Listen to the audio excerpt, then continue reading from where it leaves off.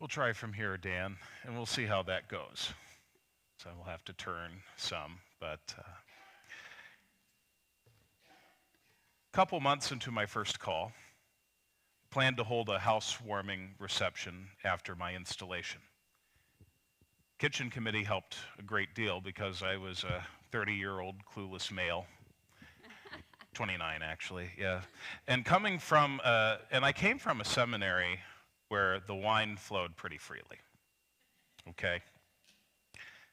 I asked if people might appreciate beer or wine at the housewarming, and the answer was immediate: absolutely not. And thus I was introduced to Lutheran teetotalers. I hadn't heard of such a thing before, but the longer I served there, the more I understood. There was a reason that many of them didn't touch the stuff. Many of these folks had a family history of alcoholism. They'd seen a family member's life destroyed. Many of them, ironically enough, also had a family recipe for dandelion or some kind of fruit wine that had been passed down through generations, but I digress. That didn't mean they didn't know how to have a good time. They knew that the most important element of any social gathering was love, expressed best with a thick slice of sugar cream pie, which is exactly what it sounds like. And that love is present at the wedding in Cana in magnificent abundance. On the surface, this miracle seems, as the kids say, a little sus. Jesus is told by his mother that the host, I'm getting that look. That was designed for that, so that's all right, a little sus. Jesus is told by his mother that the hosts of the wedding have run out of wine. Now that might be a mild disappointment today. No one's going to suffer lasting social shame for running out of Cabernet Sauvignon. But in Jesus' day, running out of wine at a celebration would be a gigantic social embarrassment. Few things would be more unbearable for a family and a small community than being unable to provide for one's guests. And Jesus seems to brush off his mother's words. He's pretty curt with her. It's true that the address woman is not necessarily rude. It would be kind of a rough equivalent to ma'am.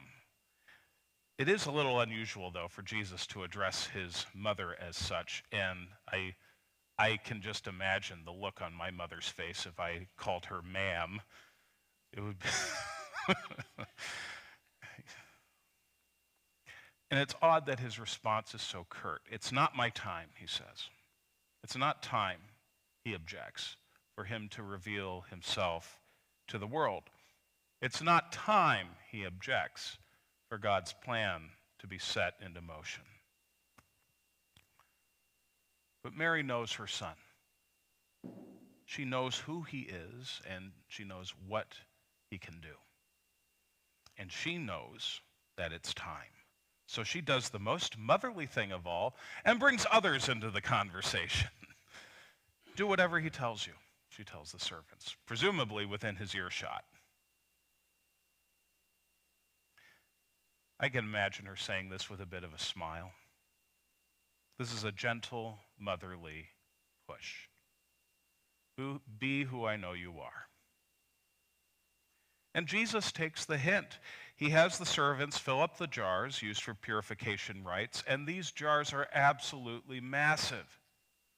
180 gallons or so in all. He tells them to draw some out, take it to the chief steward, which might have been, say, the equivalent of a chief sommelier, if you've ever gone to those kinds of restaurants, or a maitre d'.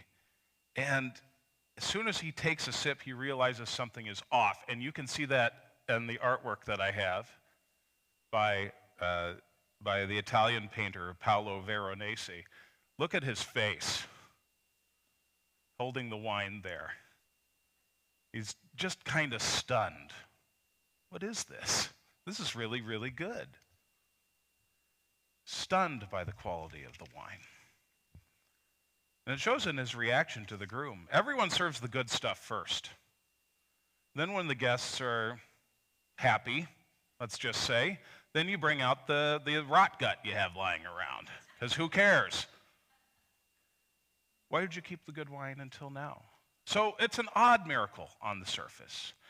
Jesus is gently pushed into making wine for wedding guests who are probably already a couple or three sheets to the wind, who probably won't appreciate it, to save an ignorant groom's reputation. But when we look deeper, when we get past the literal, we see the depth of the blessing. The wine is the least important part of this story. What is important is the blessing of human community. God's blessing of human community. Specifically, the beloved community of God. The next 7 weeks, we're going to be talking a little more with these texts about God's beloved community, church.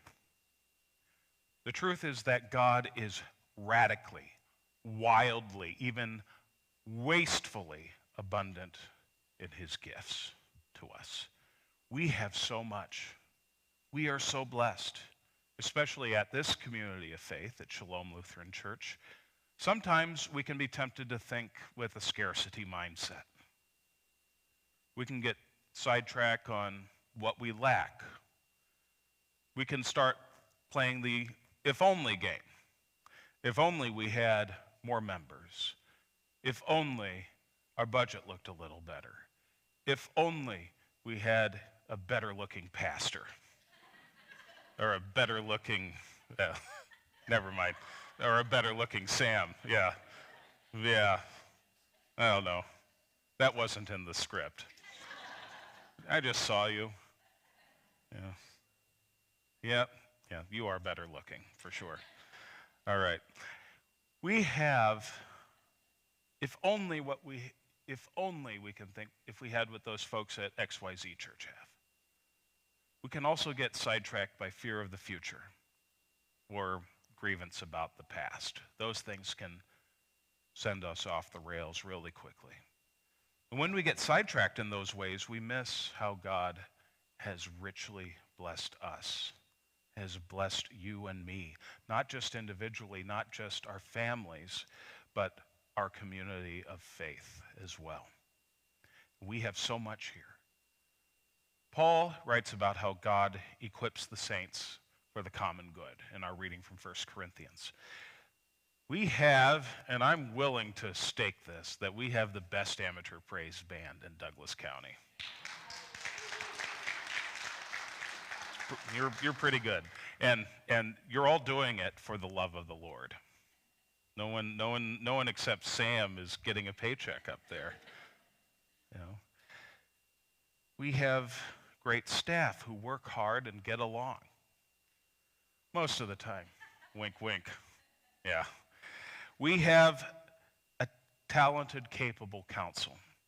We have committees with dedicated people who strive to serve the Lord in their area. We have people who are computer and tech savvy. We do. We have those who visit sick and homebound members. We have others who work with children and youth. We have others who mentor them. We have people who are so generous. We even have someone who gives great hugs, although I don't think she's here today, unfortunately. But some of you give good hugs too, but the one always stands out. We have, and it is here every Sunday, that Jesus blesses us in word and sacrament. Jesus gives us the new wine, so to speak, here in this place. The new wine of his love for us personally, as well as for the whole creation.